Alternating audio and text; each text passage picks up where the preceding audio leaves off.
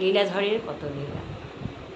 ঠাকুর অবতার নিয়ে আসেই এই পৃথিবীতে লীলা করতে, কখনো রাম অবতার, কখনো কৃষ্ণ অবতার, কখনো কুর্ম অবতার, কখনো বামন অবতার, নানা রকম কাজের জন্য নানা রকম লীলা করতে, নানা রকম মানুষকে শিক্ষা দিতে এক এক রূপে এক একভাবে আসে, এক এক যুগে আসে।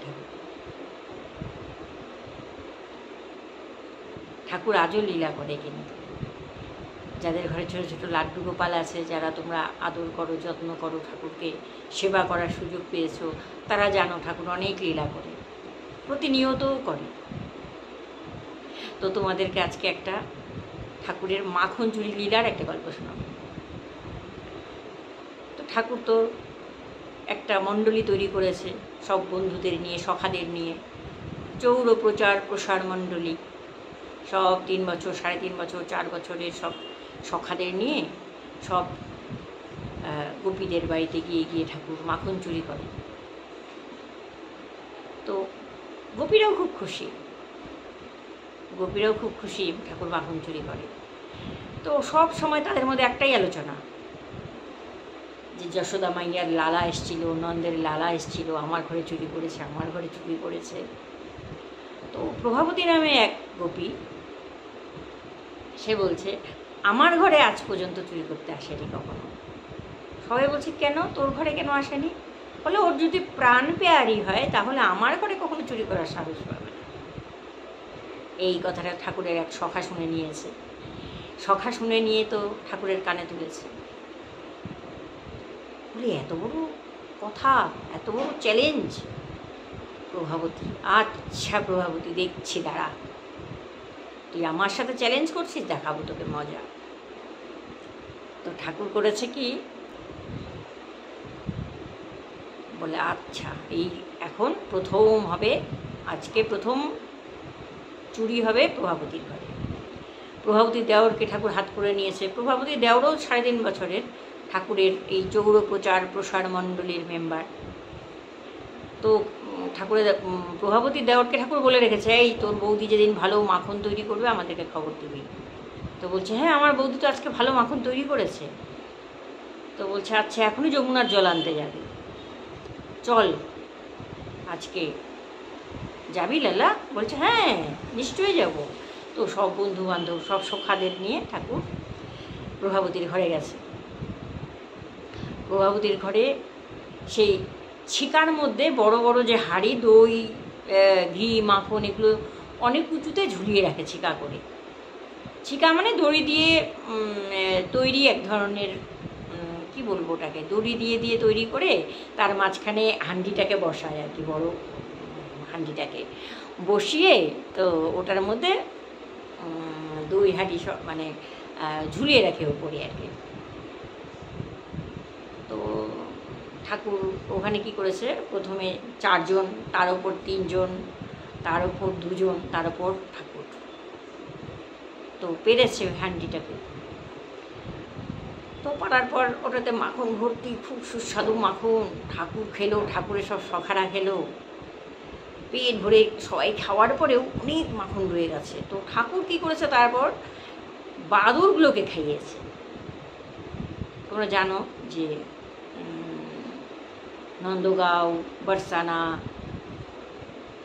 পুরো ওখানে বাদরের অভাব নেই। তারপর বৃন্দাবন, প্রচুর বাদর, যে গেছো, যারা যারা গেছো তারা জানো ভালো করে। তো বাদরদেরকে খাইয়েছে সবাইকে খাওয়ানোর পরে অনেক মাখন বেঁচে গেছে। তো মাখন তো রাখা যাবে না, বেঁচে গেছে তো কি হয়েছে, প্রভাবতীকে তো শিক্ষা দিতে হবে। কারণ প্রভাবতী এত বড় কথা বলেছে যে প্রাণ পেয়ারি তো আমার ঘরে আসবে না। তো কি করেছে, ওই মাখনের হাঁড়িকে একটা বড় লাঠি নিয়েছে, মাখনের হাঁড়িটাকে ভেঙে সারা ঘরে লেপ দিয়েছে।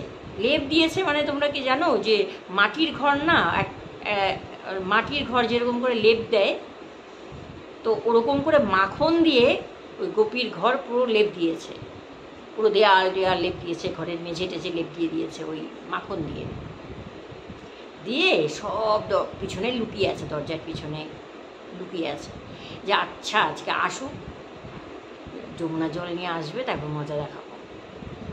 তো যমুনার জলে একটা হাঁড়ি, তার উপর আরেকটা হাঁড়ি নিয়ে বেশ ঝুম ঝুম করতে করতে প্রভাবতী এসছে, ঘরে দরজা খুলে ঢুকেছে। যেই না দরজা খুলে ঢুকেছে অমনি ধপাস ধপাস করে পড়ে মাখন এত পিছল, পা গেছে পিছলে, জলের হাঁড়ি পড়েছে মাখনের ওপরে, যমুনার জল পড়ে মাখন আর যমুনার জলে ও এত চিকনা হয়ে গেছে, এত পিছল হয়ে গেছে যে কিছুতেই আর উঠতে পারছে না প্রভাবতী। আর ঠাকুরের সখাদের নিয়ে হই হই হই হই করছে, কি মজা কি মজা কি মজা। আর বলবে যে প্রাণ পেয়ারি, দেখো এবার কার প্রাণ পেয়ারি। তো বলে সব পালিয়েছে। তো যেন তেন প্রকারে অনেক কষ্ট করে প্রভাবতী উঠেছে, উঠে সোজা গেছে যশোদা আমার কাছে। যশোদা মা করে চিৎকার করছে। যশোদা মা বলছে কি হয়েছে? বলছে আরে দেখো তোমার লালা আমার ঘরে গিয়ে আজকে এই করেছে, ধুম মচায়, দেখো তো ঘরের মধ্যে গিয়ে কি যন্ত্রণা করে এসছে আমাকে জানো, আমার কোমর ব্যথা পেয়েছি কমপ্লেন করছে। তো মা বলছে, যশোদা মা বলছে আরে গোপী, তোদের কি কোনো খেয়ে দে কাজ নেই? সবসময় খালি আমার লালার নামে এসব বলতে আসিস? হ্যাঁ, তোদের ঘরে গিয়ে দুধ ঘি মাখন খায়, আমার ঘরে কি দুধ ঘি মাখনের অভাব আছে? হ্যাঁ, তোরা জানিস না যে আমার ঘরে 9 লাখ গরু আছে?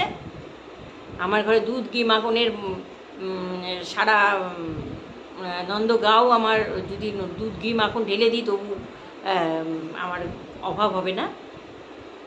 যেদিন প্রমাণ সহ ধরে নিয়ে আসতে পারবি আমার লালাকে, সেই দিন আসবি কমপ্লেন করতে। যশোদা মা তো বকা দিয়ে দিয়েছে। আচ্ছা মা, ঠিক আছে। প্রভাবতী চলে গেছে। প্রভাবতী ভাবছে মনে মনে কি করে ধরবে ঠাকুরকে। ঠাকুর তো ভীষণ চালাক, ঠাকুরকে ধরা তো আর সোজা নয়। তো প্রভাবতী ইচ্ছা করেও দেওরকে শোনাচ্ছে পরদিন, আজকে যা ভালো মাখন বানিয়েছি না, আজকে বিকেলে রাতে মাখন দিয়ে রুটি দিয়ে খাবো, আজকে দারুণ মাখন বানিয়েছি। তো দেওর গিয়ে যথারীতি গিয়ে ঠাকুরকে আবার খবর দিয়েছে। সবাই বলছে, সখারা বলছে হ্যাঁ হ্যাঁ চল চল, খুব মজা হবে। কালকে খুব মজা হয়েছিল না, আজকে খুব মজা হবে। তো এটা যে প্রভাবতীর প্ল্যান এটা ওরা বুঝতে পারেনি। তো প্রভাবতী যথারীতি যমুনা জল আনার বাহানা করে ঘর থেকে বেরিয়ে গেছে। ঠাকুর সব বন্ধুবান্ধব সব সখাদের নিয়ে ঢুকেছে। আগে গতকাল যে মজাটা করেছিল সেই মজাটা আজকেও হবে। তো প্রভাবতী চুপ করে যমুনা জল আনার বাহানা করে বেরিয়ে গেছিল। তো ঠাকুররা যেই ঘরে ঢুকে গেছে, প্রভাবতীও চুপ করে ঘরে ঢুকে গেছে। তো ঠাকুররা তো বুঝতে পারেনি। প্রভাবতী চুপ করে একটা লাঠি নিয়ে চুপচাপ দাঁড়িয়ে আছে, যে অ্যাকশান শুরু হবে, তারপরে ও অ্যাকশান শুরু করবে। ঠাকুররা যথারীতি 4 জন 3 জন 2 জন 1 জন ওপরে লটকে, এবার যেই না ওই হান্ডি ঠাকুর হাত দিয়ে নামাতে গেছে, প্রভাবতী তো লাঠি নিয়ে ওই রে তারি তো বলে লাঠি নিয়ে তাড়া করেছে। আর নিচে 4 জন 3 জন 2 জন সব ভেঙে গেছে, পালিয়ে গেছে ভয়ের চোটে। ঠাকুর ওপরে ঝুলছে, মোটকা নিয়ে ওই ছিকা ধরে ঠাকুর ঝুলছে। বলছে এই রে প্রভাবতী, আমি জয় জানিস তো, তুই আমাকে ওরকম করবি না। বলে জয় তোমাকে দেখাচ্ছি জয়। বলে হ্যাঁ আমি ভগবান, তুই জানিস না, আমার সাথে ওরকম করবি না। তো বলছে আচ্ছা ঠিক আছে, তুমি নেমে আসো, তুমি ভগবান, তোমাকে দেখাচ্ছি মজা, আসো। তো এসে বলছে চলো। বলে দেখ আমাকে মারিস না। বলে না তোমাকে মারবো না, তোমাকে যশোদা মার কাছে নিয়ে যাবো। বলে হ্যাঁ, তুই এক কাজ কর, তুই আমাকে মার, তবু আমার মাইয়ার কাছে নিয়ে যাস না, মাইয়া আমাকে ভীষণ মারবে। তো বলছে তোকে যশোদা মার কাছে নিয়ে যাবো। যেই বলছে ঠাকুর তো না যশোদা মা আমাকে ভীষণ মারবে, আমাকে যশোদা মার কাছে নিয়ে যেও না, আমি আর তোমার ঘরে চুরি করবো না, যাও তুমি আমাকে যশোদা মার কাছে নিয়ে যাবো না। বলে না আমি তো কোনো কথা শুনবো না। তো জোর জবরদস্তি ধরে নিয়ে যাচ্ছে। তো ওদের একটা নিয়ম ছিল, সবসময় ওরা যেহেতু পাড়ার ভেতর দিয়ে যাবে, ঘুমটা দেওয়ার নিয়ম। তো বলছে ঘুমটা দিয়ে ঠাকুরকে এক হাতে ধরে চিৎকার করতে করতে যাচ্ছে যে দেখো নন্দের লালাকে আজকে হাতে নাতে ধরেছি। যশোদা মা খালি বলে যে তো হাতে নাতে না ধরতে পারলে আমাকে নালিশ দেবে না।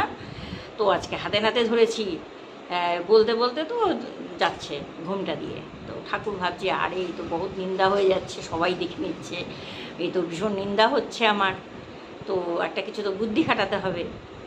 তো ঠাকুরের সাথে থাকতে থাকতে ঠাকুরের বন্ধুরা যেহেতু চালাক হয়ে গেছে সব, তো ঠাকুর কী করেছে, ইশারা করেছে দেওরকে, প্রভাবতীর দেওরকে। তো প্রভাবতীর দেওর সামনে সামনে ঠাকুরে হাঁটছে, তো বলছে এই প্রভাবতী, তুই আমার হাতটা যে এত জোরে ধরেছিস, আমি ছোট্ট একটা মানুষ, এত জোরে আমার হাত ধরেছিস, আমার হাতটা ব্যথা হয়ে গেছে, এ কাজ কর, তুই আমার এই হাতটা ছেড়ে এই হাতটা ধর। প্রভাবতী বলছে ঘুমটা দেওয়া তো বলছে আচ্ছা নে দে, ওই হাত দে। যে হাতটা পাল্টাতে গেছে ঠাকুর করেছে কেউ দেওরের হাত ধরিয়ে দিয়েছে। দেওরের হাত ধরিয়ে দিয়ে ঠাকুর তো এক দৌড়ে বাড়ি গিয়ে হাত পা ধুয়ে যশোদা মার কোলে, মা আচ্ছা বলো তো এই গোপীরা কেন আমার পিছনে এরকম লেগে থাকে সব সময়, খুব পাজি জানো গোপীগুলো। যশোদা বলছে হ্যাঁ আমার লালা তো খুব মলুক, খুব সুন্দর, তো ওরা ওরকম করে ওই জন্য। তো বলছে মা ঠিক আছে, তুই আমার না মনে হচ্ছে আজকেও কোনো নালিশ নিয়ে আসবে তোর কাছে কোনো গোপী, জানিস মা, তুমি এক কাজ করো আমাকে একটু দুধ খাওয়াও মা। তো মার কোলে বসে বসে লালা দুধ খাচ্ছে, আর বাইরে এসে প্রভাবতী চিৎকার করছে যশোদা মা তাড়াতাড়ি বাইরে এসো, আজকে তোমার লালাকে ধরে নিয়ে এসছি। তো যশোদা মা বলছে দাঁড়া রে লালা, তুই একটু বস, আমি আসছি। লালাকে বসিয়ে রেখে ঘরে যশোদা মা বাইরে এসছে। বলছে কী রে প্রভাবতী, আবার কি? বলছে এই যে তোমার লালাকে ধরে নিয়ে এসছি, দেখো তুমি বিচার করো, আজকে হাতে নাতে ধরেছি তোমার লালাকে। বলছে আচ্ছা তুই আমার লালাকে ধরে নিয়ে এসছিস? বলে হ্যাঁ। বলে তুই ঘুমটা তো ওঠা, ঘুমটা উঠিয়ে তো দেখ কাকে নিয়ে এসছিস। তো প্রভাবতী ঘুমটা উঠিয়ে দেখে দেওরকে নিয়ে ধরে আছে। তো বলছে আরে এই বন্দর তু কাহা সে আয়া, তো তাড়িয়ে দিয়েছে দেওরকে। বলছে আচ্ছা মা, যশোদা মা ভুল হয়ে গেছে, আচ্ছা ঠিক আছে, ক্ষমা চেয়ে চলে গেছে। তো প্রভাবতী তারপর খুব রাগ করেছে, রাগ করে তো এরকম একটু অপমান হয়ে গেল। তো ঘরে গিয়ে বলছে, যশোদা মা বলছে লাল্লা তো আমার কোলে বসে বসে দুধ খাচ্ছিল, তুই মিথ্যা কথা বলিস, হ্যাঁ? তো বলে বকা টকা দিয়েছে। তো যেই না চলে গেছে প্রভাবতী, আর তার সঙ্গে তারও সব এসেছিল পাড়ার লোকজন। তো ঠাকুর করেছে কি, ওর মাকে বলছে মা দাঁড়াও আমি একটু সখাদের সাথে দেখা করে আসি, বলে দৌড়ে গিয়ে প্রভাবতীকে বলছে এই প্রভাবতী তুই কেমন কেমন মজা লাগলো, কার প্রাণ পেয়ারি, আর বলবি কখনো আমাকে? তো প্রভাবতী কোনো কথা বলে না, রাগ করেছে। তো বলছে দেখ আজকে তো তোর দেওরের হাত ধরিয়ে দিয়েছি, আর যদি আমার নামে নালিশ নিয়ে আসিস আমার মার কাছে, এরপর দিন না তোর বরের হাত ধরিয়ে দেবো তোকে, তুই দেখবি তোর দেওরের জায়গায় তোর বর থাকবে। তো প্রভাবতী তো রাগ হয়ে বাড়ি চলে গেছে। তো তারপর ঠাকুরের মন খারাপ, প্রভাবতীর মন খারাপ যেহেতু, ঠাকুর গিয়ে বলছে এই প্রভাবতী তুই আমার সাথে কথা বলবি না? বলছে না তোর সাথে আমি কথা বলবো না। বলে আমার দিকে তাকা না, তা প্রভাবতী তাকায় না। ঠাকুর বলছে একবার তাকা। বলছে না তুই আমার সাথে ওরকম করেছিস, আমি তোর দিকে তাকাবো না। প্রভাবতী তুই একবার তাকা, আর কোনো দিন তোর আমার দিকে তাকাতে হবে না। প্রভাবতী তাকিয়ে দেখে ঠাকুর চারভুজা, নারায়ণের রূপ, শঙ্খ চক্র গদা পদ্ম হাতে ঠাকুর। প্রভাবতী বাক্যহারা যেরকম হয়, ঠাকুরের পায়ে লুটিয়ে পড়েছে। এরকম ঠাকুরের লীলা। প্রভাবতীর রাগ তো জল হয়েই গেছে। তো এরকম সুন্দর সুন্দর লীলা ঠাকুর করেছে, এত সুন্দর সুন্দর লীলা করেছে।